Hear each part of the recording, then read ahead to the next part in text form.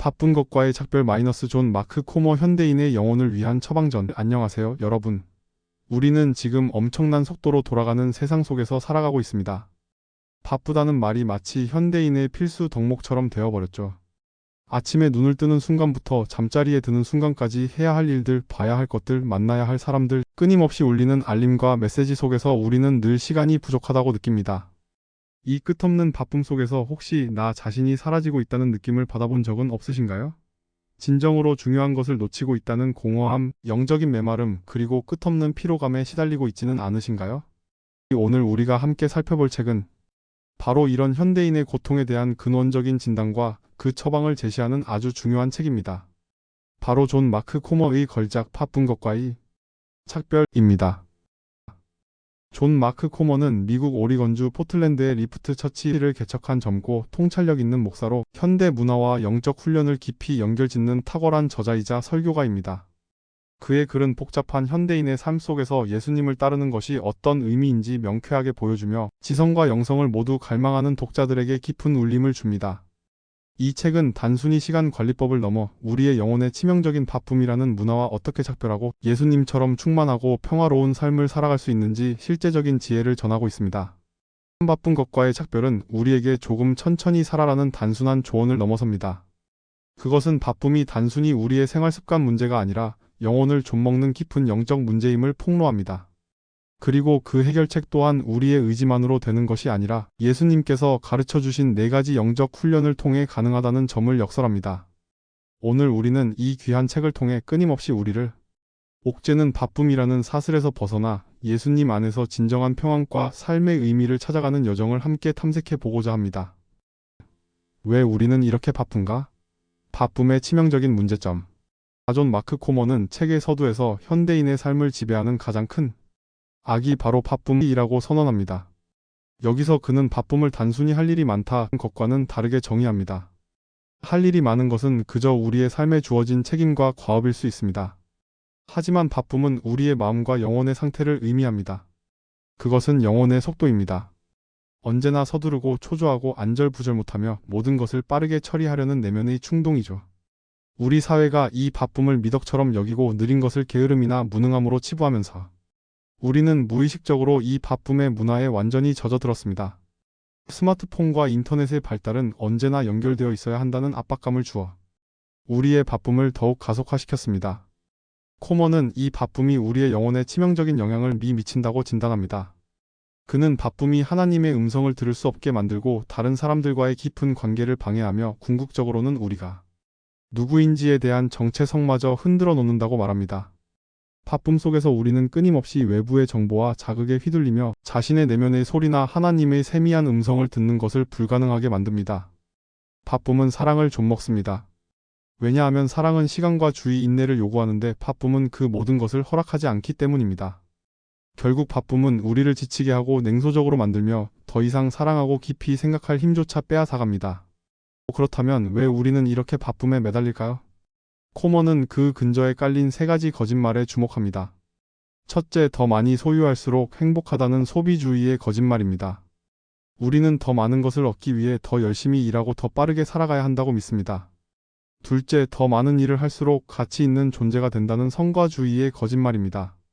끊임없이 바쁘고 효율적이어야만 자신의 존재 가치를 증명할 수 있다고 착각합니다.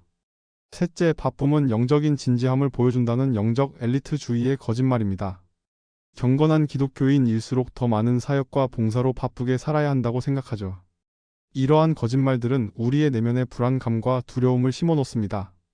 그래서 우리는 이 바쁨이라는 중독에 빠져버리고 삶의 진정한 주인이 아니라 바쁨의 노예가 되어버립니다. 존 마크 코머는 예수님을 따르는 삶은 이 바쁨이라는 우상을 단호하게 제거하는 것에서 시작된다고 강조합니다. 바쁨은 단순히 습관이 아니라 우리의 영혼과 하나님의 관계를 단절시키는 악한 힘입니다. 따라서 우리가 예수님의 제자로 살아갈 준비를 할 때 제일 먼저 제거해야 할 것이 바로 이 바쁨이라는 치명적인 습관입니다. 예수님의 느린 삶 마이너스 역설적인 풍요로움. 존 마크 코머는 바쁨의 문화 속에서 해답을 찾기 위해 예수님의 삶을 면밀히 들여다볼 것을 제안합니다. 우리가 생각하는 예수님은 어떤 모습일까요? 아마도 많은 사역과 치유, 설교로 누구보다 바쁘셨을 것이라고 생각할 겁니다. 실제로 예수님은 3년이라는 짧은 시간 동안 엄청난 일을 하셨고 수많은 군중에게 둘러싸여 있었습니다. 그러나 코머는 예수님의 삶을 바빴지만 결코 서두르지 않았다고 표현하며 중요한 차이점을 지적합니다. 예수님은 분주하셨지만 바쁨이라는 내면의 초조함이나 불안감에 갇히지 않으셨다는 것입니다.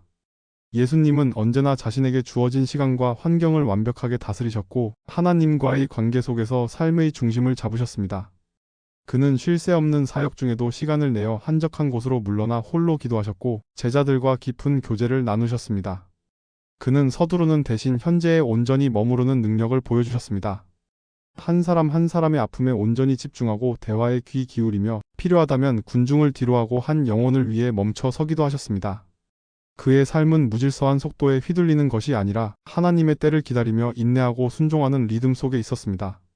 예수님의 느린 삶은 외부적인 환경의 변화를 통해서가 아니라 철저하게 내면적인 태도와 영적인 훈련을 통해 이루어졌습니다. 그는 항상 아버지와의 교제를 최우선으로 두셨고 그 관계 속에서 힘을 얻고 자신의 방향을 정하셨습니다.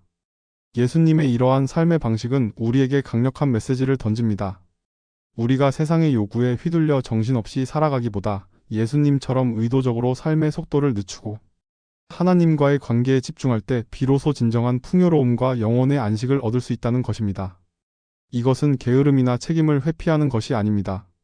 오히려 더 큰 목적과 지혜를 가지고 삶을 살아가는 적극적인 태도입니다. 코머는 예수님이 단순히 바쁜 사람이 아니라 바쁨을 거부하는 분이었다고 말합니다. 그는 우리에게 예수님의 삶을 본받아 바쁨이라는 문화를 거스르는 반문화적인 선택을 하라고 도전합니다.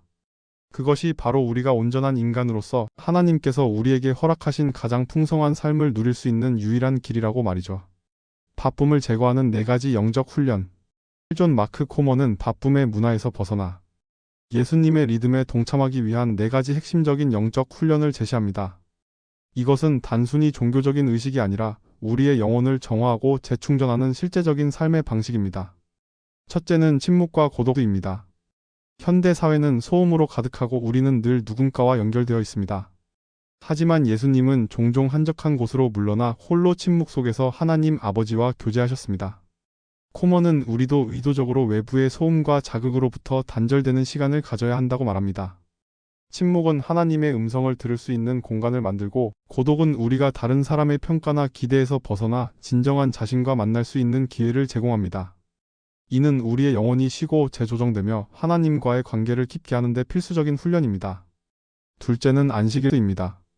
안식일은 단순히 아무것도 하지 않는 게으름이 아닙니다.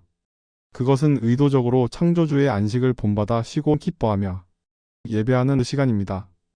일주일 중 하루를 온전히 일로부터 벗어나 창조주 하나님을 경배하고 가족과 교제하며 세상의 아름다움을 만끽하는 시간으로 삼는 것입니다. 코머는 안식일이 하나님을 신뢰하고 우리가 생산적인 존재가 아니라 사랑받는 존재임을 깨닫는 훈련이라고 설명합니다. 이 훈련은 우리를 생산성 중독에서 해방시키고 하나님 안에서 진정한 평안과 즐거움을 경험하게 합니다. 셋째는 단순함입니다. 단순함은 단순히 소박하게 사는 것을 넘어 물질에 대한 우리의 집착과 소유욕에서 벗어나 영적인 자유를 추구하는 태도입니다.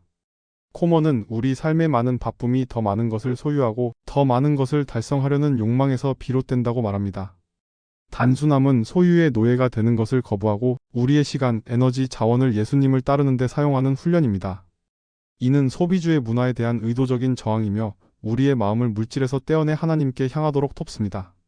재정적으로 자유로워지고 가진 것에 만족하며 필요한 것을 나누는 삶의 방식을 연습하는 것이 바로 단순함의 훈련입니다.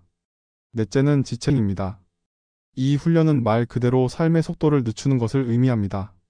일상의 모든 순간을 빠르게 처리하려는 습관에서 벗어나 의도적으로 느리게 움직이고 느리게 말하고 느리게 반응하는 것을 연습하는 것입니다.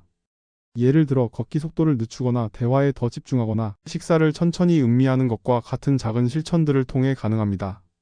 코머는 우리의 영혼은 이성과 달리 느린 속도로 작동하며 이 느림 속에서 우리는 비로소 하나님의 임재를 느끼고 현재를 온전히 경험할 수 있다고 강조합니다.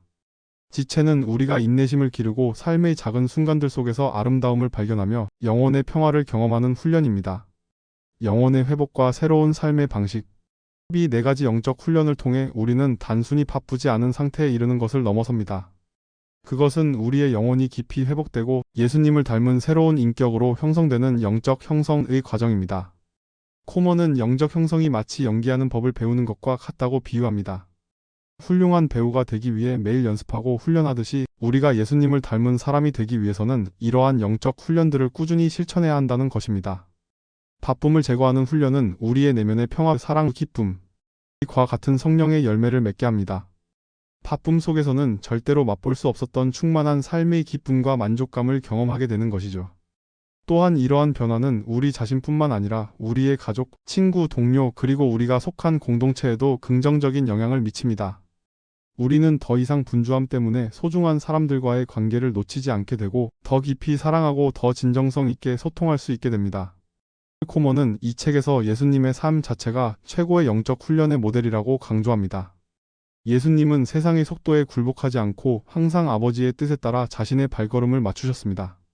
이 책은 우리에게 바쁨이라는 낡은 옷을 벗어던지고 예수님의 느린 삶의 리듬을 입을 것을 강력히 권고합니다. 그것이 우리가 세상 속에서 소진되지 않고 오히려 세상에 희망을 제시할 수 있는 유일한 방법이라고 말합니다. 영적 훈련은 고된 수행이 아닙니다.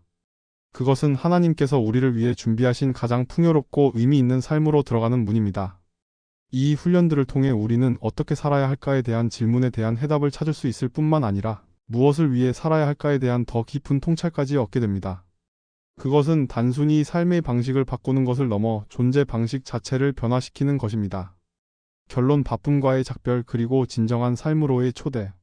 여러분, 존 마크 코모의 바쁜 것과의 작별은 현대인의 영혼을 위한 가장 시급하고도 필요한 처방전입니다. 이 책은 바쁨이라는 문화의 뿌리 깊은 문제점을 파헤치고 예수님의 삶을 본받아 우리 자신의 삶을 영적으로 재조정할 수 있는 명확한 로드맵을 제시합니다. 침묵과 고독, 안식일, 단순함, 지체라는 4가지 영적 훈련을 통해 우리는 바쁨의 덫에서 벗어나 하나님과 이웃과 나 자신과의 관계 속에서 진정한 평화와 충만함을 경험할 수 있습니다. 이 책을 읽다 보면 어쩌면 우리 안에 잠자고 있던 영혼의 갈증과 공허함을 발견하게 될지도 모릅니다. 하지만 동시에 예수님 안에서 바쁨을 초월하는 새로운 삶의 가능성과 희망을 보게 될 것입니다.